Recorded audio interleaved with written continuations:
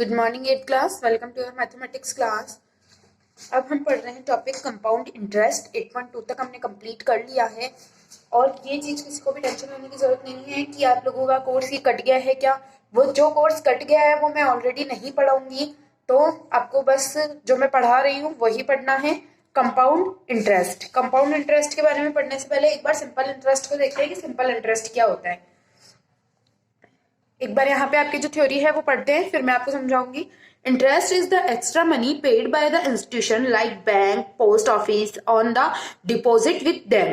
कि है ना, इंटरेस्ट क्या होता है? जो एक्स्ट्रा मनी हमें मिलती है जब हम कभी भी बैंक में, आपने देखा होगा कि आपके बैंक में आपने 10,000 रुपीज जमा कराए और उसके ऊपर आपको इंटरेस्ट मिलता है, तो आपके 10,100 रुपीज आप वापस एंट्री कराते हैं बैंक के अंदर, तो आपके 10,100 रुपीज हो जाते हैं। वो कैसे हुए?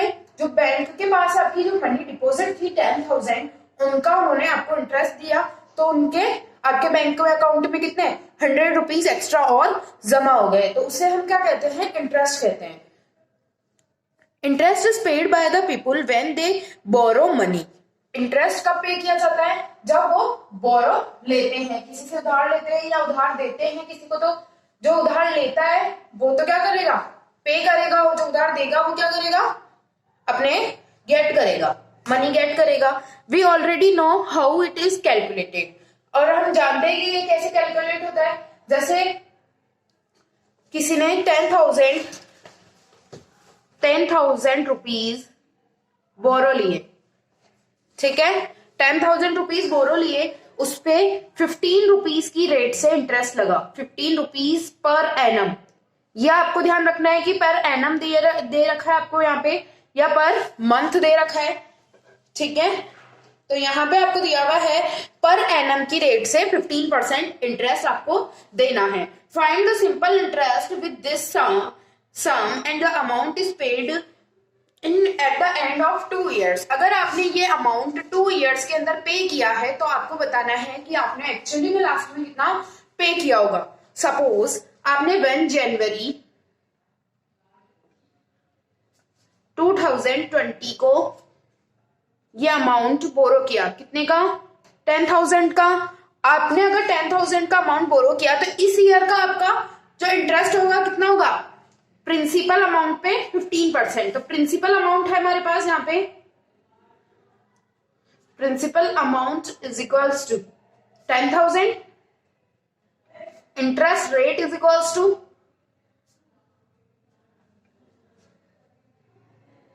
15% पर एनम, ठीक है। तो 10,000 इंटू 15 डिवाइडेड बाय 100, ठीक है। तो ये हो जाएगा आपके पास 1500। तो फर्स्ट ईयर का जो इंटरेस्ट था, first year interest is equals to 1500 rupees. अच्छा, सिंपल इंटरेस्ट की सबसे यही बात जो होती है वही होती है, वो ये होती है कि आपके पास जो भी इंटरेस्ट आया वो उसको अलग से रखेंगे। जब सेकंड ईयर में आपके पास ऊपर आपकी जो अमाउंट आपने बोरो लिया है उसके ऊपर इंटरेस्ट लगेगा, तो वो पहले वाली प्रिंसिपल अमाउंट पे ही लगेगा। जैसे फर्स्ट ईयर में 1,500 रुपए आपके चार्ज हो गए, सेकंड ईयर जब आएगा मींस 1 जनवरी 2021 से वापस नया ईयर स्टार्ट हो गया, तो अब वापस से कितने पे लगेगा? 10,000 पर ही लगेगा। जो आपने इंटरेस्ट, जो अमाउंट आपने बोरो लिया है उसी पे आपका इंटरेस्ट लगेगा। तो वापस से सेकंड ईयर में आपका इंटरेस्ट लगेगा 15%, that is equals to 1,500 rupees, ठीक है। तो सेकंड ईयर का इंटरेस्ट हो गया आपका, second year interest is equals to 1,500 rupees. तो अब आपको जो आफ्टर 2 ईयर पे करना है, आफ्टर 2 ईयर पेमेंट कितना करना है? पहले प्रिंसिपल अमाउंट है 10,000 रुपीज, फर्स्ट ईयर का इंटरेस्ट है 1,500 रुपीज और सेकंड ईयर का इंटरेस्ट भी 1,500 रुपीज। तो इसको टोटल करेंगे तो 13,000 रुपीज आपको 2 साल के बाद में पेमेंट करना है। तो सिंपल इंटरेस्ट से हमें क्या समझ में आता है कि हमेशा हमारा इंटरेस्ट किस पे लगता है? हमें जो हमने प्रिंसिपल अमाउंट है हमारे पास, या जो हमने बोरो ली है मनी, उस पे हमारा इंटरेस्ट चार्ज होता है। और प्रिंसिपल अमाउंट जो सिंपल इंटरेस्ट होता है उसकी जो वैल्यू होती है इंटरेस्ट की वो हमेशा सेम रहती है, ठीक है। अदरवाइज अगर टर्म्स और एग्रीमेंट चेंज नहीं हो तब तक वो सेम रहती है। और कंपाउंड इंटरेस्ट अब हम देखेंगे। अच्छा, यहाँ पे कुछ थ्योरी वापस से पढ़ते हैं। My father has kept some money in the post office for 3 years। मेरे फादर ने मनी डिपॉजिट कराई 3 years के लिए पोस्ट ऑफिस में। Every year the money increase as more as the previous year. जो मनी थी वो इंक्रीज हो रही है हर ईयर, जो पहले से ज्यादा वाली में, ठीक है। और अगर बैंक में जमा कराओ तो भी इंटरेस्ट मिलता है हमको, तो जो मनी होती है वो इंक्रीज होती जाती है। अच्छा, वो सेम अमाउंट से नहीं होगी, क्योंकि बैंक में अपने सपोज पहले 10,000 फर्स्ट ईयर में 10,000 रुपीज जमा कराए, तो आपको 10% इंटरेस्ट मिला 10% की रेट से, तो नेक्स्ट ईयर हो गया आपके 11,000 रुपीज। सेकेंड ईयर की स्टार्टिंग में कितने रहे? 11,000 रुपीज। तो बैंक में क्या होता है, कंपाउंड इंटरेस्ट मिलता है। तो अब जो आपको मिलेंगे वो कितने पे मिलेंगे? प्लस 10% ऑन 11,000 रुपीज, तो उसका हो जाएगा 1100 रुपीज। तो नेक्स्ट ईयर हो जाएगा आपके 12,100 रुपीज। तो थर्ड ईयर में आपकी प्रिंसिपल अमाउंट क्या हो जाएगी? 12,100 रुपीज। अब इस पे आपको 10% मिलेगा, तो अब 10% कितना होगा इसका? 1210 रुपीज। मीन्स जो कंपाउंड इंटरेस्ट हम जब भी कैलकुलेट करते हैं तो उसके अंदर क्या करते हैं, जो प्रिंसिपल अमाउंट को हमेशा इंक्रीज करते जाते हैं या ऐड करते जाते हैं प्रिंसिपल अमाउंट में जो इस ईयर का हमारे को इंटरेस्ट मिला है। तो एक बार रीड आउट करते हैं इसका।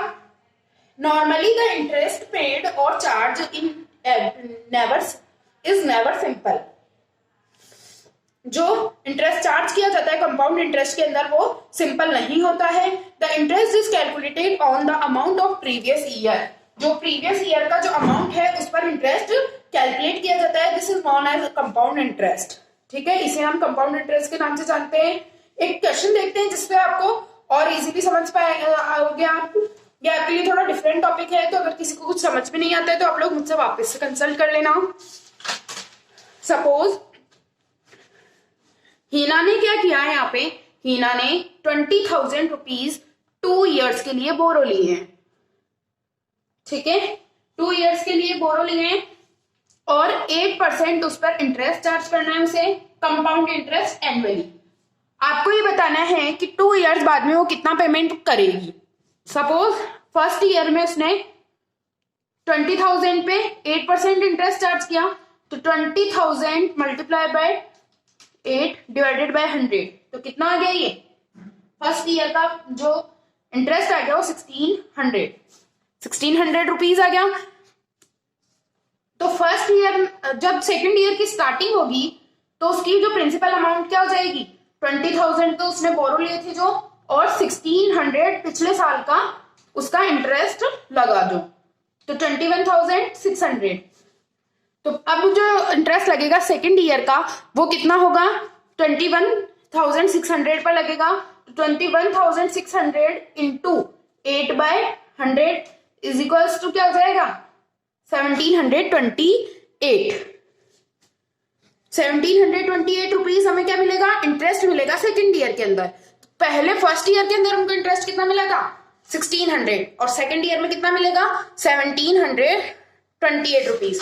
हमने जब सिंपल इंटरेस्ट में देखा था, सिंपल इंटरेस्ट में हमारे फर्स्ट ईयर में भी 1,500 रुपए इंटरेस्ट था और सेकंड ईयर में भी 1,500 रुपए इंटरेस्ट था।